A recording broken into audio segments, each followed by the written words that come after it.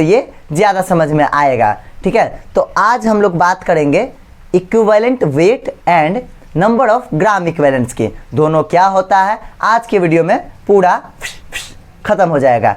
ठीक है ना, तो देखिए बिना देर के वीडियो की शुरुआत करते हैं। चलिए, हमारा आज का टॉपिक है नंबर ऑफ ग्राम इक्विवेलेंट। चलिए, अब ये होता क्या है पहले हम ये जानेंगे। ठीक है ना, देखिए ये जैसे मैं एक रिएक्शन लेता हूँ, मोल्स के बारे में मैं एक रिएक्शन लेता हूँ, H2 प्लस N2 NH3। अब मैं आपसे पूछूं कि इसमें हाइड्रोजन का कितना मोल है, नाइट्रोजन का कितना मोल प्रेजेंट है एंड अमोनिया का कितना, इसका NH3 का कितना मोल प्रेजेंट है, तो आप जवाब दे पाओगे? नहीं। क्यों? क्योंकि सबसे पहले रिएक्शन को क्या करना है, बैलेंस। तो बैलेंस करते हैं। देखिए नाइट्रोजन यहाँ पे 2 तो 2 लगा, हाइड्रोजन 3 दूनी 6 तो यहाँ 3 लग गया। अब पूछेंगे तो आप बता दोगे क्या, यहाँ पर हाइड्रोजन कितना मोल, आगे कितना 3, तो हाइड्रोजन का यहाँ पर 3 मोल। क्लियर है? यहाँ पर नाइट्रोजन का कितना मोल, 1, आगे 1 है तो 1 मोल, और यहाँ पे NH3 का कितना मोल, 2, तो ये हो जाएगा 2 मोल। क्लियर हुआ? मतलब अगर रिएक्शन बैलेंस न हो, if the reaction is not balanced, अगर रिएक्शन बैलेंस ना हो तब आप नंबर ऑफ मोल्स नहीं बता पाओगे। क्लियर है? अगर मान लो यहाँ पे ये नहीं रहता तो हम क्या बोलते हैं 1 मोल, लेकिन एक्चुअल में तो यहाँ पर 3 मोल प्रेजेंट है। इसका मतलब क्या, 3 मोल हाइड्रोजन और 1 मोल नाइट्रोजन मिलकर 2 मोल NH3 बनाया। क्लियर है ना? तो बिना बैलेंस किए हुए नंबर ऑफ मोल्स निकालना पॉसिबल नहीं है। मतलब कहीं ना कहीं मोल का कॉन्सेप्ट कुछ तो छोड़ रहा है ना? ध्यान से समझिए, अगर बिना बैलेंस किए हुए भी निकल जाता, अगर हमको ऐसा रिएक्शन दे दिया जो हमसे बैलेंस ना हो, नंबर ऑफ मोल्स पूछ दे, तब तो हम नहीं बता पाएंगे बिना उसके बैलेंस किए हुए। मतलब बैलेंस एक टर्म एक्स्ट्रा इसमें जोड़ना पड़ता है। लेकिन नंबर ऑफ ग्राम इक्विवेलेंट में, नंबर ऑफ ग्राम इक्विवेलेंट में इसका और इसका नंबर ऑफ ग्राम इक्विवेलेंट दोनों का सेम होता है। अगर मैं बोल दूं 1 ग्राम इक्विवेलेंट हाइड्रोजन का, 1 gram equivalent hydrogen 1 gram equivalent किससे, नाइट्रोजन से कंबाइंड किया है, तो सही होगा। मतलब इसमें नंबर ऑफ ग्राम इक्विवेलेंट, यहाँ पर एक और चीज़ देखिए, number of moles her condition में इक्वल नहीं हो सकते हैं। यहाँ इक्वल नहीं है, किसी किसी में होंगे, किसी किसी में नहीं होंगे। ठीक है ना? यहाँ ये 3 मोल, ये 1 मोल इक्वल है, नन्ना। चलिए, लेकिन ये जो नंबर ऑफ ग्राम इक्विवेलेंट होता है ये ऑलवेज इक्वल रहता है। अगर ये 1 ग्राम इक्विवेलेंट है तो ये भी 1 ग्राम इक्विवेलेंट होगा। इतना क्लियर हुआ? अब इस पे हम एकदम डीपली पढ़ेंगे, लेकिन सबसे पहले इसमें एक छोटा सा टॉपिक है इक्विवेलेंट वेट, तो पहले हम उसको जानेंगे। ठीक है ना? तो चलिए हेडिंग डालिए इक्विवेलेंट वेट की। चलिए अब बात करते हैं इक्विवेलेंट वेट की। ठीक है ना?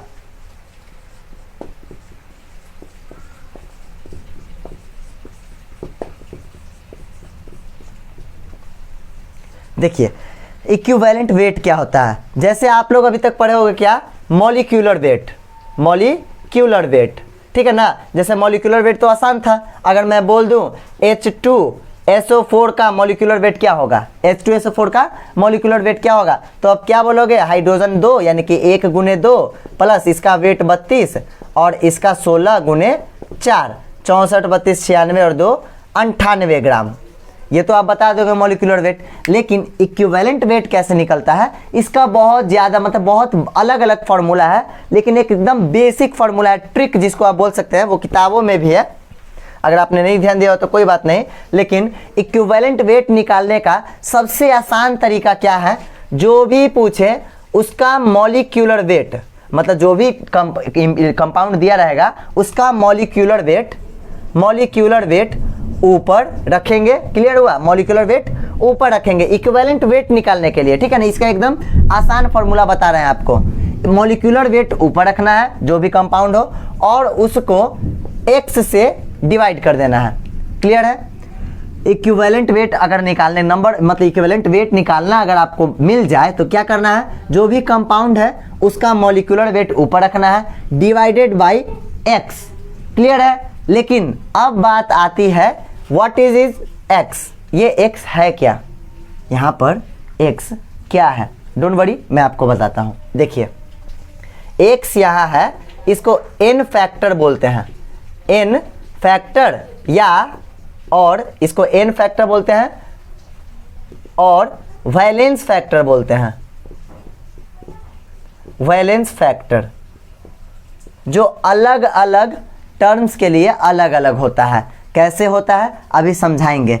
x होगा क्या, n फैक्टर और वैलेंस फैक्टर। जैसे मान लो आप अगर एसिड, मतलब कोई एसिड लेते हैं, हम लोग कोई भी एसिड लेते हैं, ठीक है ना, हम ले लिए कोई एसिड, तो एसिड के लिए x फैक्टर, एसिड के लिए x फैक्टर इसका बेसिसिटी होगा, इसका बेसिसिटी होगा, ठीक है ना। बेसिसिटी होता है किसका, एसिड के लिए उसका x फैक्टर। अब बात आती है व्हाट इज इस मतलब बेसिसिटी क्या है, ठीक है। तो आप सभी जानते होंगे क्या बेसिसिटी क्या होता है, number of hydrogen plus H plus ion, जो मतलब एसिड को डिसॉल्व हुआ ना, तो कितना H प्लस आयन किसी रिएक्शन में हाइड्रोजन आयन कितना एसिड दिया, ठीक है ना। जितना हाई H प्लस आयन देता है वही उसका बेसिसिटी कहलाता है। जैसे मान लो अगर आपको बोल दिया जाए H2SO4 का बेसिसिटी लिखने के लिए, H2SO4 का बेसिसिटी लिखने के लिए, तो क्या लिखोगे आप, कितना हाइड्रोजन, 2, तो ये 2 hydrogen H plus ion, 2 H plus ion दे सकता है ना, तो इसका बेसिसिटी हो जाएगा 2 HCl। चलो अब हाइड्रोजन कितना, 1, तो कितना हाइड्रोजन आयन देगा, H प्लस आयन कितना देगा, 1, तो इसका जो बेसिसिटी है वो कितना हो जाएगा, 1। समझ में आया। बेसिसिटी किसको कहते हैं, number of H plus ion given, मतलब जितना H प्लस आयन बच निकलेगा रिएक्शन में उसको बोलते हैं बेसिसिटी किसका, एसिड का। बेसिसिटी का कॉन्सेप्ट क्लियर हुआ। चलिए अब बढ़ते हैं आगे। अगर बाय द वे हमको बोल they find equivalent wait, short में लिखता हूँ इक्विवेलेंट वेट ऑफ H2SO4, हमसे पूछा H2SO4 का इक्विवेलेंट वेट निकालिए। फॉर्मूला क्या है, मॉलिक्यूलर वेट ऊपर रखना है, मॉलिक्यूलर वेट ऊपर रखना है डिवाइडेड बाय x। अब देखिए H2SO4 का मॉलिक्यूलर वेट निकल जाएगा, कैसे, H2SO4, चलिए H का 1 गुने 2 प्लस 16 दूनी 32 और ये 16 चौके 64, आ गया कितना, 98 ग्राम। चलिए ये तो आ गया H2SO4 का मॉलिक्यूलर वेट, तो मॉलिक्यूलर वेट को हमको ऊपर रख देना है, क्लियर हुआ, डिवाइडेड बाय x। अब x क्या है, वैलेंस फैक्टर, वैलेंस फैक्टर, और यहाँ पे क्या है, ये हमारा जो फॉर्मूला दिया होता है कंपाउंड का वो क्या है, एसिड है, तो एसिड के लिए उसका वैलेंस फैक्टर क्या होता है, बेसिसिटी। तो यहाँ पर इसका बेसिसिटी कितना, 2 हाइड्रोजन है ना, मतलब 2 H प्लस आयन देगा, तो बेसिसिटी इसका 2 हो जाएगा, मतलब कट के आ गया 49 ग्राम। इज दैट क्लियर, इतना क्लियर हुआ, इतना नोट कीजिए, तब बढ़ते हैं आगे। चलिए तो आगे बढ़ते हैं। हमारा इक्विवेलेंट वेट का फॉर्मूला क्या हुआ था, इक्विवेलेंट वेट अगर आपसे पूछे तो क्या करना है, मॉलिक्यूलर वेट को ऊपर रख देना है डिवाइडेड अपॉन x, जहां x क्या है, what is x, valence factor. अभी हमने बताया एसिड के लिए x का वैल्यू, ठीक है ना। देखिए एसिड के लिए x का वैल्यू क्या होता है, इसका बेसिसिटी, बेसिसिटी, और ये भी आपको बताया गया क्या कि बेसिसिटी क्या होता है, number of H plus ion replaceable, मतलब जो एसिड है वो कितना H प्लस आयन दिया वही उसका बेसिसिटी होता है। जैसे कि अगर मैं लिख दूं HCl,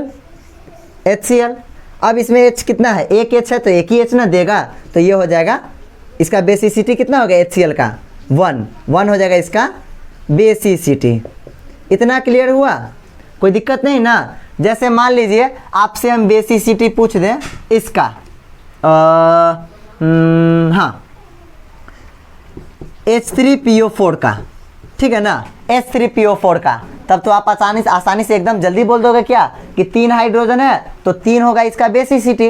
अरे भाई 3 हाइड्रोजन है तो कितना हाइड्रोजन देगा, 3 हाइड्रोजन, ठीक है, ठीक है, इसका बेसिसिटी हो गया 3। चलिए अगर मैं लिख दूं H3PO3 H3PO3, तब भी आप बोलोगे क्या कि इसका जो बेसिसिटी है वो कितना है 3, लेकिन वो है गलत।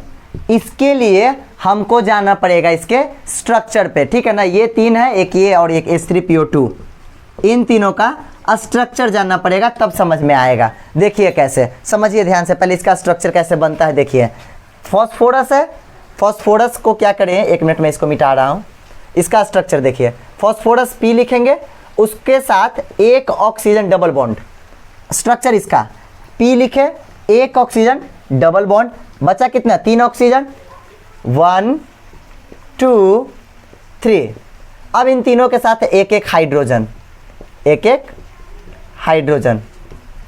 ओके, अब देखिए चूंकि ये ऑक्सीजन के साथ है तो हाइड्रोजन ये एकदम आसानी से दे देंगे, आसानी से हाइड्रोजन दे देंगे, H+ आयन मतलब छोड़ देंगे ना। अब इसका स्ट्रक्चर देखिए, इसका स्ट्रक्चर मैं बना रहा हूँ, तो इसका बेसिसिटी तो आया 3, इसका बेसिसिटी होगा ही होगा, चूंकि तीनों हाइड्रोजन ऑक्सीजन के साथ ज्वाइन है। ओके, इसका स्ट्रक्चर अगर बनाएंगे तो कुछ इस तरह से बनेगा, फॉस्फोरस के साथ 2 3, कितना ऑक्सीजन बचा, अब 2 ही बचा ना। देखिए तो हाँ 2 ऑक्सीजन बचा, तो एक यहाँ एक यहाँ, इसको एक हाइड्रोजन देंगे और इसको एक हाइड्रोजन देंगे। अब देखिए फॉस्फोरस का कितना होता है, 5 बॉन्ड बनाता है ना, 1 2 3 4, बेचारा 4 गो है, एगो भुलाइल है अभी, तो उसको ढूंढेंगे। तो देखिए हाइड्रोजन भी एगो बचा हुआ, तो एक हाइड्रोजन यहाँ पे लगा देंगे।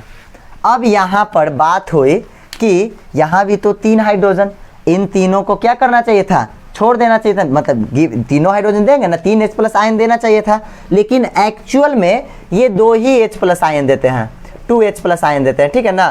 क्यों देते हैं बताते हैं। देखिए ये दोनों हाइड्रोजन ऑक्सीजन के साथ ज्वाइन है, तो ऑक्सीजन आसानी से इनको छोड़ देगा, लेकिन फॉस्फोरस क्या है, हाईली निगेटिव है, 3-, ठीक है ना। वैलेंसी क्या होता है इसका 3- ना, इसीलिए ये हाइड्रोजन को नहीं छोड़ता है, पकड़े हुए रहता है, दोनों में गहरा संबंध बन गया है। क्लियर हुआ, इसलिए इसका वैलेंसी कितना, सॉरी फॉस्फोरस इसमें H3PO3 में कितना हाइड्रोजन आयन मिलेगा हमको 2।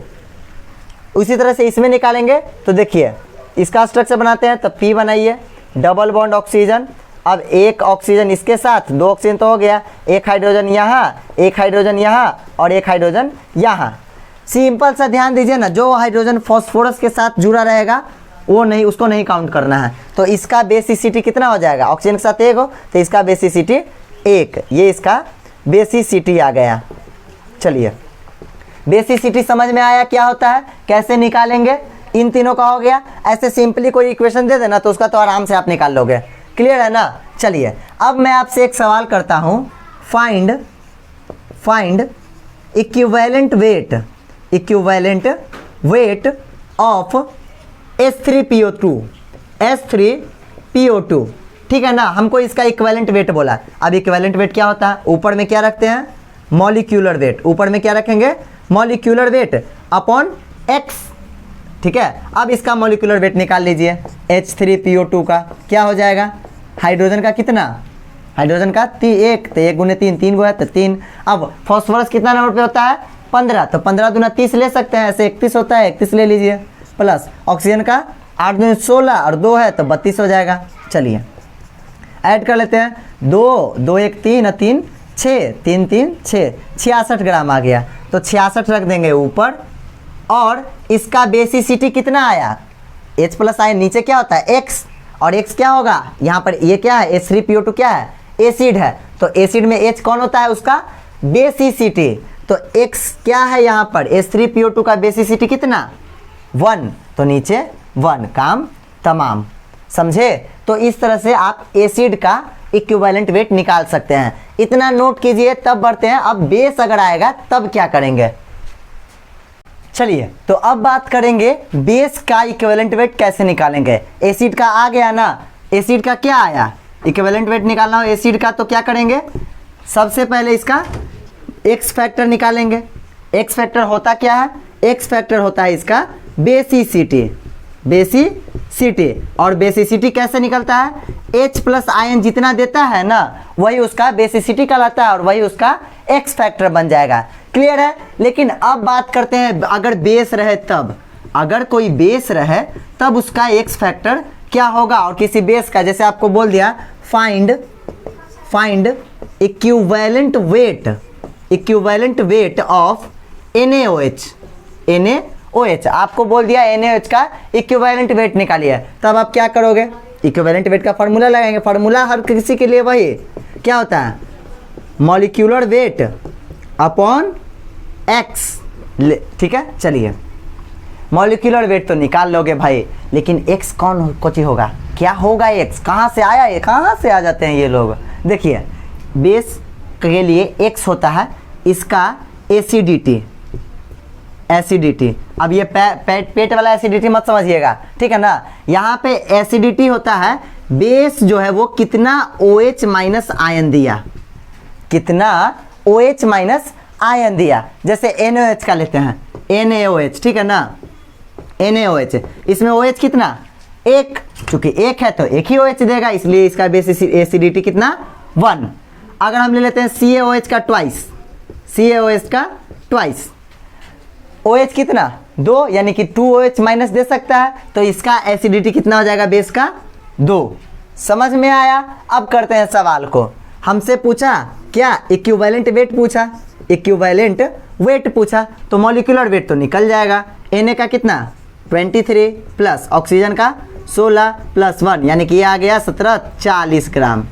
ओके, ऊपर रख देंगे 40 बटा x कितना होता है NaOH के लिए, NaOH में कितना OH, एक, तो देगा कितना 1, तो नीचे रखेंगे 1, इतना ग्राम इक्विवेलेंट आ गया इसका वेट। इतना क्लियर हुआ, इक्विवेलेंट वेट कैसे निकला, समझ में आया ना। बेस के लिए ऊपर मॉलिक्यूलर वेट रख देना और नीचे x जो कि वैलेंस फैक्टर है, अब वो निकलेगा कैसे, तो x के एसिडिटी हम निकाल लेंगे, ठीक है ना। x को मतलब HCl का गोली देंगे, पेट साफ होगा, एसिडिटी निकलेगा। देखिए ध्यान से, एसिडिटी क्या होता है, OH माइनस जितना देगा रिएक्शन में, कोई बेस किसी रिएक्शन में जितना OH माइनस देगा वही उसका एसिडिटी कहलाता है। क्लियर है ना। जैसे अगर हम ले लेते हैं CaOH का ट्वाइस, तो OH कितना 2, यानी कि 2 हाइड्रोक्साइड दे सकता है, हाइड्रोक्साइड आयन, तो इसका एसिडिटी हो जाएगा 2। वहीं अगर एसिड की बात करते हैं हम लोग, तो एसिड में क्या होता था, बेसिसिटी कितना हो, मतलब कितना H प्लस आयन, यहाँ H प्लस, यहाँ OH माइनस। क्लियर है ना। तो एसिड और बेस मेरे हिसाब से आप लोग तो निकाल लोगे, कोई एसिड रहे कोई बेस रहे तब तो आप निकाल लोगे। अब आया दोनों को मिलाकर सॉल्ट भी तो आ सकता है, तो सॉल्ट का कैसे निकालेंगे अब हम लोग ये सीखेंगे। अब बात करेंगे सॉल्ट की, ठीक है ना। अगर हमको किसी सॉल्ट का निकालने को दे दिया जाए तब क्या करेंगे। जैसे आपको बोल दिया गया क्या, हाँ NaCl का इक्विवेलेंट वेट निकाली है, find the equivalent weight of NaCl, तब कैसे निकालोगे। देखिए क्या करेंगे, इक्विवेलेंट वेट का फॉर्मूला लगाएंगे, ऊपर में मॉलिक्यूलर वेट और नीचे में x, सेम फार्मूला। अब NaCl का मॉलिक्यूलर वेट कितना 23 प्लस 35.5, 35 20 55 3 58.5, ये आ गया इसका equivalent weight, sorry molecular weight 58.5 ग्राम। चलिए ये तो आ गया, और नीचे x। अब x क्या होगा, सोचो x, अब ये तो सॉल्ट है ना, एसिड है ना बेस है, what is this, this is a salt. अब ये नमक है, अब नमक का कैसे निकलेगा, तो देखिए नमक का जो क्या x फैक्टर होगा वो होता है इसका टोटल नंबर ऑफ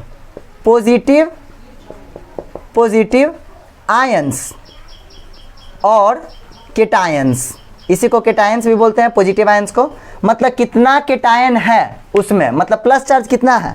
देखिए प्लस चार्ज किस पे होता है, सोडियम पे, सोडियम धातु है। अब सोडियम धातु है तो यहाँ पर सोडियम पे कितना प्लस चार्ज होगा, 1। ये तो कॉमन सी चीज़ है भाई, जब 9th 10th में, ये सब तो 9th 10th में ही पढ़े होगे ना, तो यहाँ पर ये कितना Na प्लस होगा ना, Na प्लस होगा, तो नंबर ऑफ केटायंस कितना, टोटल नंबर ऑफ केटायंस कितना, यानी कि positive ions, total number of positive ions कितना है यहाँ पर 1, तो x के जगह हम रख देंगे 1।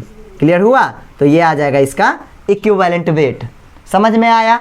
अब बाय द वे कोई और नमक ले लेते हैं, NaCl हुआ ना, हाँ MgCl ले लेते हैं, MgCl, एक मिनट, हाँ MgCl ले लेते हैं, ठीक है ना, MgCl। चलिए MgCl2 इसका लेते हैं। अब देखिए तो इसका मॉलिक्यूलर मास कितना हो जाएगा, मैग्नीशियम का 12 दूना 24 और इसका कितना होता है 35.5, यानी कि 71 आ जाएगा इसका ना। और डिवाइड कर देंगे किससे, x से। अब ऊपर वाला जोड़े तो 4 1 5 7 2 9 बटा x क्या होगा इसमें, सोचिए total number of positive ions. तो मैग्नीशियम पे कितना चार्ज होता है, +2, Mg2 प्लस होता है ना भाई, Mg2 प्लस होता है। तो यहाँ पर Mg2 प्लस यानी कि नीचे 2 से डिवाइड कर देंगे। कोई दिक्कत समझ में आया, इसको नोट कीजिए तब आगे बढ़ते हैं। हम लोग के पास फार्मूला क्या क्या आया, एसिड का अगर निकालना हो क्या इक्विवेलेंट वेट, तब उसके लिए एक्स फैक्टर हमको चाहिए। तो ये इसका क्या होता है, एसिड के लिए क्या होता है उसका बेसिसिटी, क्या होता है बेसिसिटी। और बेसिसिटी क्या होता है H प्लस आयन जितना देता है एसिड, ठीक है ना। उसके बाद बेस के लिए हम लोग निकाले थे, बेस के लिए उसका एक्स क्या होता है एसिडिटी, ठीक है ना। तो OH माइनस। और उसके बाद सॉल्ट के लिए निकाला गया था, तो सॉल्ट के लिए क्या होता है total number of positive ions, ठीक है ना। चलिए ये तीनों आप याद रखिएगा। इस पे एक सवाल लेते हैं, ठीक है ना। हमको बोला find equivalent weight of following. Number one A में ले लेते हैं, तीनों में से एक एग्जाम्पल ले लेते हैं, ठीक है ना। ए में ले लिए H2SO3, सेकेंड नंबर ले लेते हैं MgOH का ट्वाइस, और थर्ड में ले लेते हैं Na2CO3। चलिए सबसे पहले निकालते हैं इसका। तो इसके लिए x का वैल्यू कितना होगा पहले ये फाइंड कर लीजिए। What is this is sulphurous acid. तो एसिड के लिए क्या होगा उसका कितना H प्लस आयन देगा, कितना है 2, तो 2 देगा। तो इसके लिए x का वैल्यू कितना हो गया 2।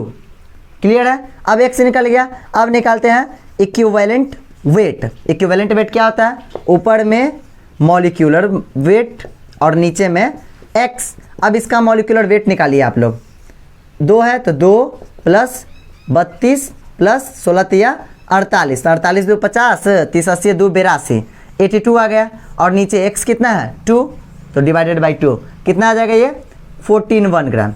क्लियर हुआ, क्या किए सबसे पहले देखें कि इसका x का वैल्यू क्या होगा, क्योंकि हमको x चाहिए इक्विवेलेंट वेट में। x का वैल्यू जो आया उसको नीचे रख दिया गया, इसका मॉलिक्यूलर वेट निकाल लिया गया और उसको ऊपर रख के काट दिया गया, ठीक है। अब MgOH का ट्वाइस, तो ये क्या है OH लगा हुआ है तो ये बेस है, क्लियर है ना। अब ये बेस है तो इसके लिए पहले x का मान, x बेस में x क्या होता है OH माइनस कितना देगा, यहाँ पे कितना 2, तो x का वैल्यू 2। अब निकालिए इसका इक्विवेलेंट वेट, क्या हो जाएगा ऊपर मोलर मास या मॉलिक्यूलर वेट निकालिए, कितना होता है Mg का 12 दूना 24 प्लस 2 गो ऑक्सीजन 16 दूना 32 और प्लस 2, तो 4 2 6 2 8 3 2 5, 58 ग्राम आ गया। तो इसको रखेंगे ऊपर डिवाइड बाई 2 यानी कि 29 ग्राम। ये आ गया किसका MgOH के ट्वाइस का। अब ले लेते हैं कि ये Na2CO3 का लेते हैं,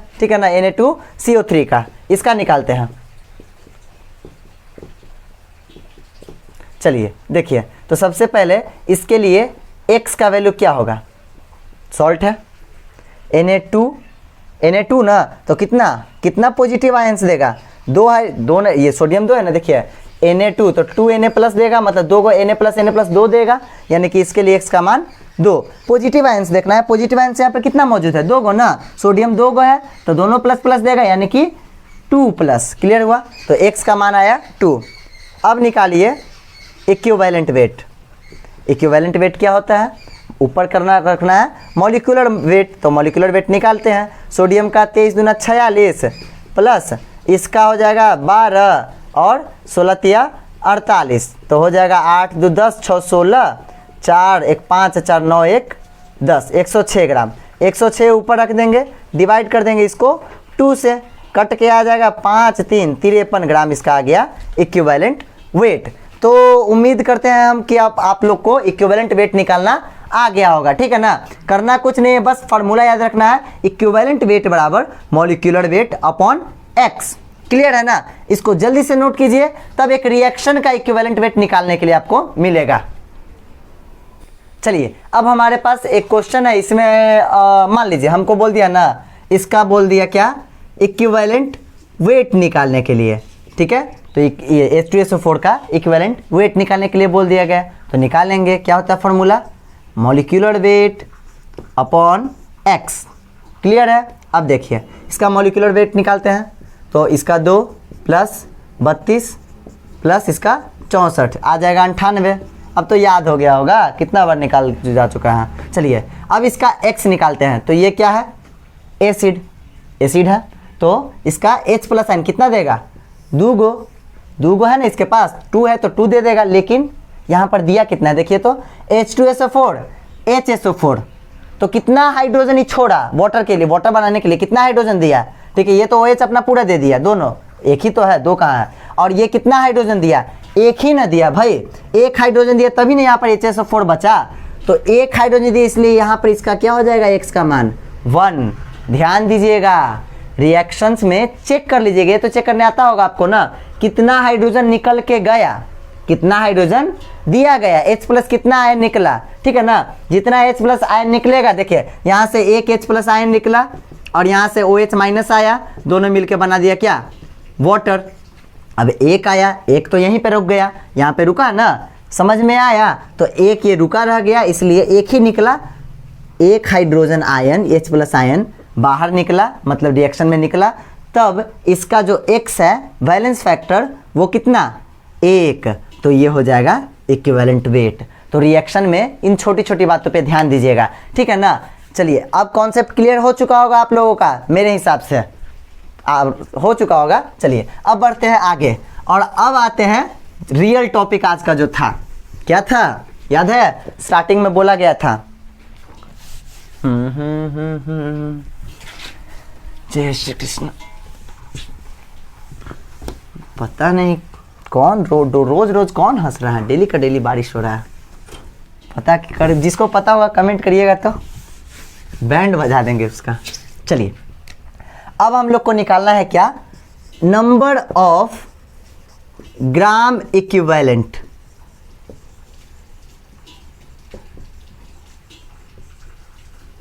नंबर ऑफ ग्राम इक्विवेलेंट। कुछ नहीं है, बहुत आसान है। कैसे निकलेगा देखिए, आप मान लीजिए आपको निकालना है number of moles, number of moles, ठीक है ना। आपको क्या निकालना है, नंबर ऑफ मोल्स, आपको निकालना है नंबर ऑफ मोल्स।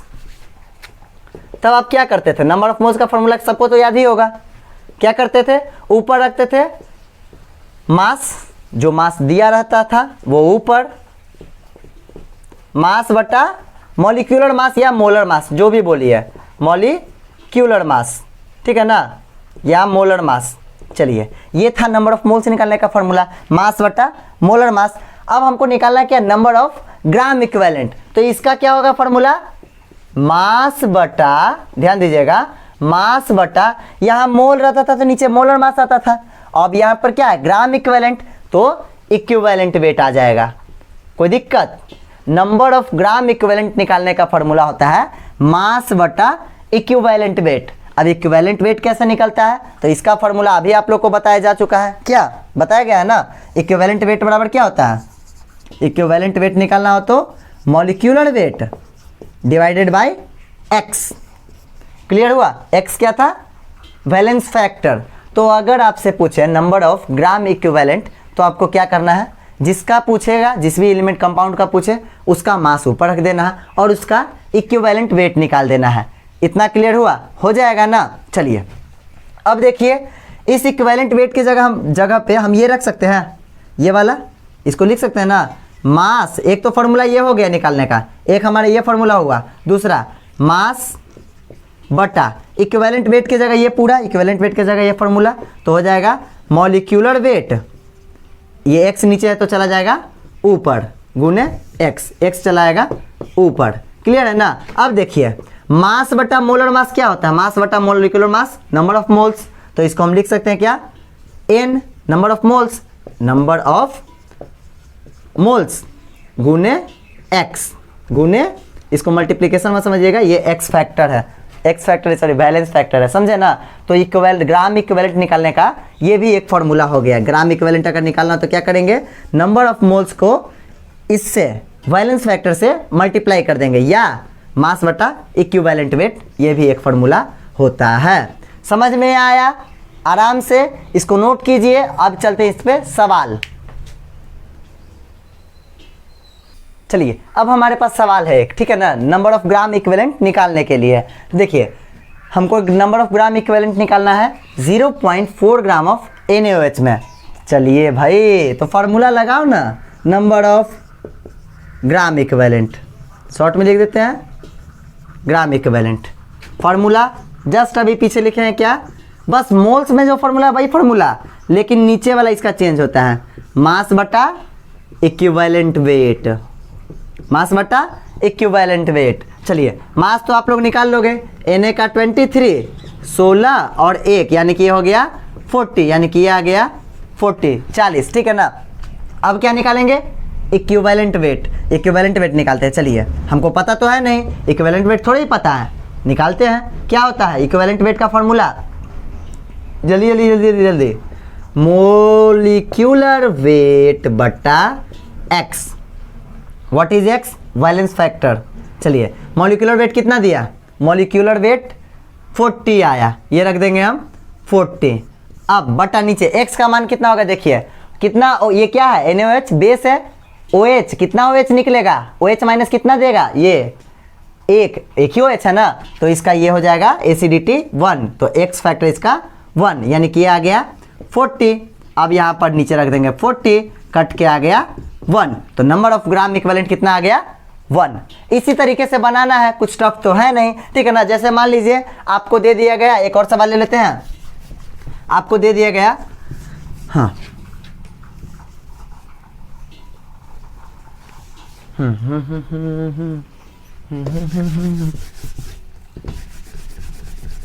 बोर्ड थोड़ा खराब हो गया लगता है, एक मिनट, सॉरी फॉर डिस्टर्बेंस। चलिए अब आपको दे दिया गया, मान लीजिए एक क्वेश्चन दे दिया गया क्या, 0.98 gram of H2SO4, number of gram equivalent in 0.98 gram of H2SO4। क्या करेंगे, formula number of gram equivalent निकालने का, नंबर ऑफ ग्राम इक्विवेलेंट निकालने का, ऊपर क्या रखते हैं, ऊपर रखते हैं मास, इसका मास निकालिए, इसका हो जाएगा 2, 32 और 64 ना, बार बार यही आता है 98, ऊपर 98 रख देंगे, बटा नीचे क्या, ऊपर क्या होता है मास ना, मास बटा इक्विवेलेंट वेट। चलिए अब मास कितना आया 98, इक्विवेलेंट वेट नहीं पता तो निकालेंगे। चलिए इक्विवेलेंट वेट, अब देखिए इक्विवेलेंट वेट का फॉर्मूला अभी हम लोग निकाले थे क्या, ऊपर रखना है मॉलिक्यूलर वेट कितना 98, तो 98 और नीचे क्या रखेंगे, ये देखिए ये क्या है H2SO4 एसिड है, एसिड में उसका क्या कितना हाइड्रोजन आयन देगा, तो H प्लस आयन कितना 2 है, तो 2 देगा, तो इसका नीचे हो जाएगा 2, कट गया 49, तो यहाँ आ गया 49, यानी कि कट के आ गया 2, ठीक है ना, क्लियर हुआ। तो इस तरीके से आप ग्राम इक्विवेलेंट निकाल सकते हैं। चलिए इसको नोट कीजिए, फिर एक और सवाल लेते हैं, जल्दी से नोट कीजिए। चलिए हो गया,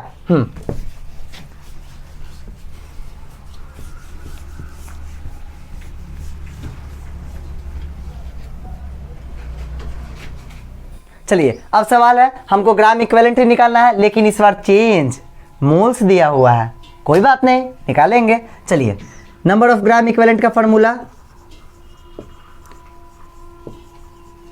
बराबर क्या होता है, मास बटा इक्विवेलेंट वेट होता है ना। अब देखिए अभी एक मास तो मास रहेगा, इक्विवेलेंट वेट बराबर क्या होता है फॉर्मूला, मॉलिक्यूलर वेट इंटू नहीं बटा, मॉलिक्यूलर वेट बटा एक्स, तो यहाँ हो जाएगा मॉलिक्यूलर वेट बटा एक्स, नीचे तो वो चला जाएगा ऊपर। अब देखिए मास बटा मोलर मॉलिक्यूलर वेट, मास बटा मॉलिक्यूलर वेट या बोलो या मोलर मास बोलो, या तो मॉलिक्यूलर मास बोल दीजिए, यहाँ पर मॉलिक्यूलर वेट बोलिए या मोलर मास बोलिए, दोनों सेम होगा, ठीक है ना। अब देखिए तो मास बटा मोलर मास क्या होता है, मास बटा molar mass number of moles, पीछे रिवाइज कीजिए, अगर नहीं याद हो तो जाइए फिर से वीडियो देखिए, तब आइए यहाँ पर, तब समझ में आएगा। मास बटा molar mass, number of moles और इनटू एक्स। अब नंबर ऑफ मोल्स हमको गिवन है 3 मोल्स इनटू, अब x का वैल्यू कितना होगा H2SO4 में 2, सिंपल सी बात है, तो 2, तो ये आ गया 6। क्लियर हुआ? मतलब अगर मोल्स दिया रहा है तो डायरेक्ट मोल्स को उसके वैलेंस फैक्टर से मल्टीप्लाई कर देंगे। जैसे मान लो आपको एक क्वेश्चन दे दिया, आपको दे दिया AlCl3, चलिए AlCl3 दे दिया, इसका 3 मोल दे दिया, बोला है क्या, इसका नंबर ऑफ ग्राम इक्विवेलेंट निकालिए। तो चलिए निकालते हैं, नंबर ऑफ ग्राम इक्विवेलेंट क्या होता है फॉर्मूला, ये नंबर ऑफ मोल्स दिया है ना, तो ये वाला ये निकालेंगे। देखिए हाँ, नंबर ऑफ मोल्स गुने x, तो नंबर ऑफ मोल्स कितना 3 इंटू एक्स। अब देखिए 3 x कितना है, ये क्या है आयोनिक आयन इसमें Al प्लस और Cl पे माइनस, तो ये कितना प्लस देता है 3। इसका वैलेंसी याद रखो ना भाई, Al का वैलेंसी 3, तो 3 प्लस ही है, केटायन का कितना चार्ज है केटायन पे 3 प्लस, यानी कि Al 3 प्लस, तो 3 प्लस, तो इसका x फैक्टर कितना होगा 3, तो 3 इंटू 3 यानी कि हो गया 9। समझ में आया? इस तरीके से निकाल लेंगे, अगर मोल्स देगा फिर भी निकाल लेंगे, अगर उधर इक्विवेलेंट वेट के टर्म में देता तो भी निकाल लेते हैं, मास दिया होता तो भी निकाल लेते हैं। इतना क्लियर हुआ? अब देखेंगे रिएक्शंस में अगर नंबर ऑफ ग्राम इक्विवेलेंट दे दिया जाए तब कैसे निकालेंगे, ठीक है ना, इसको नोट कीजिए। चलिए अब सवाल है, इसमें हमसे पूछ दिया, अगर मान लीजिए इसका पूछ दिया ग्राम इक्विवेलेंट, इसका और इसका number of gram equivalent, formula याद रखिएगा नंबर ऑफ ग्राम इक्विवेलेंट का क्या था, नंबर ऑफ मोल्स के टर्म में याद रखिए, नंबर ऑफ मोल्स और इनटू एक्स, या मास बटा इक्विवेलेंट वेट, दोनों में से कोई भी। यहाँ पे हम इसका यूज करेंगे, देखिए कैसे। चलिए अब देखिए H2SO4 है, NaOH है, ये रिएक्ट किया और ये बनाया, हमसे पूछा इसका क्या नंबर ऑफ ग्राम इक्विवेलेंट। तो सबसे first condition number of gram equivalent, पहले मोल, इसका मोल्स निकालते हैं, मोल से देखिए कैसे, चूंकि फॉर्मूला में मोल चाहिए तो मोल से कैसे निकालेंगे, ये देखिए बैलेंस है, बैलेंस देख लीजिए, न पहले मेटल, यहाँ 1 है यहाँ 2 है, तो क्या करेंगे यहाँ पर 2 लगा देंगे, ये हो गया। सल्फर देख लेते हैं, यहाँ 1 और यहाँ 1, ऑक्सीजन 4 1 5 और 4 1 5, 1 4 और 2 6 हो गया ना, और यहाँ पर भी 4 2 6 बैलेंस है। हाइड्रोजन 2 और यहाँ भी 2 दूनी 4 हो गया, तो यहाँ पर लगा देंगे 2। क्लियर है ना? चलिए एक मिनट, बैलेंस हुआ ना, सल्फर तो गड़बड़ा गया, ओहो हाँ यहाँ पे गड़बड़ है, ये 2 नहीं होगा, ठीक है ना। अब देखिए बैलेंस हो गया, सोडियम 2, सल्फर 1 ऑक्सीजन 4 1 और ये 2 6, 4 और 2 6, हाइड्रोजन यहाँ पे 2 2 4 और यहाँ पर 2 और ये 2 4, बैलेंस है। अब लिखते हैं इसका नंबर ऑफ मोल्स, इसके पास कितना, आगे कितना 1, तो 1 मोल, 2 मोल, ये 1 मोल और यहाँ पर 2 मोल, ठीक है ना। अब बाय द वे आपसे पूछ दिया what is the number of gram equivalent of H2SO4, तो आप क्या करोगे, कैसे निकालोगे नंबर ऑफ ग्राम इक्विवेलेंट, इसका number of moles into x, तो नंबर ऑफ मोल्स कितना 1 इंटू एक्स का मान कितना होगा इसके लिए 2, यहाँ पर देखो ना हाइड्रोजन 2 है ना, तो 2 छोड़ेगा, तो 1 इंटू 2 कितना आया 2 आया, क्या नंबर ऑफ ग्राम इक्विवेलेंट कितना आया इसका 2।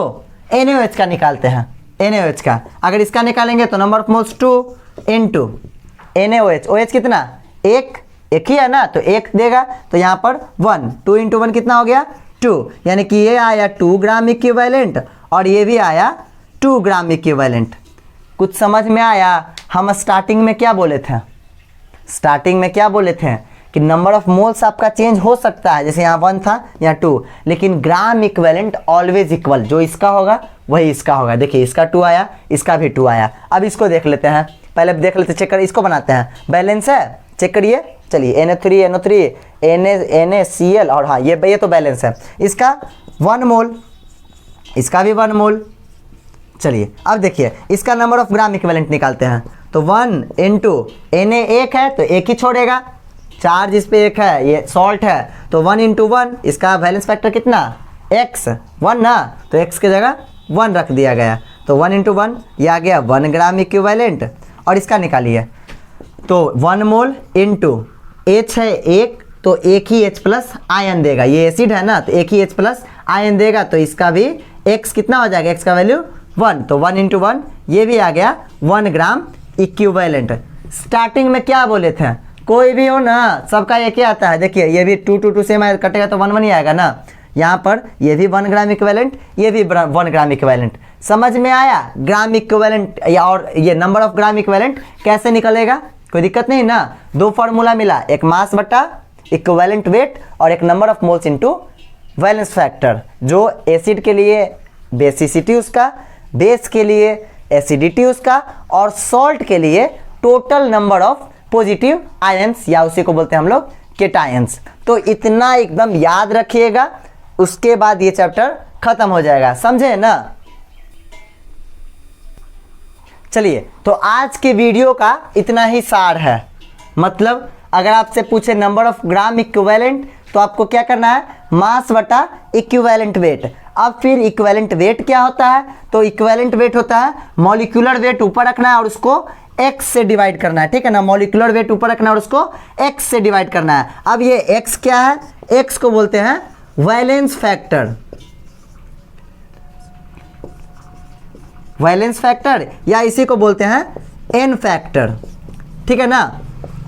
अब ये n फैक्टर एसिड के लिए क्या होता है, उसका बेसिसिटी मतलब जितना H प्लस देगा। बेस के लिए क्या होता है, उसका एसिडिटी मतलब जितना OH माइनस देगा। और सॉल्ट के लिए क्या होता है, टोटल नंबर ऑफ केटायंस। इसको एकदम दिमाग में रखिए, खत्म हो जाएगा इक्विवेलेंट वेट का सारा सवाल, ठीक है ना। इसको नोट कीजिए।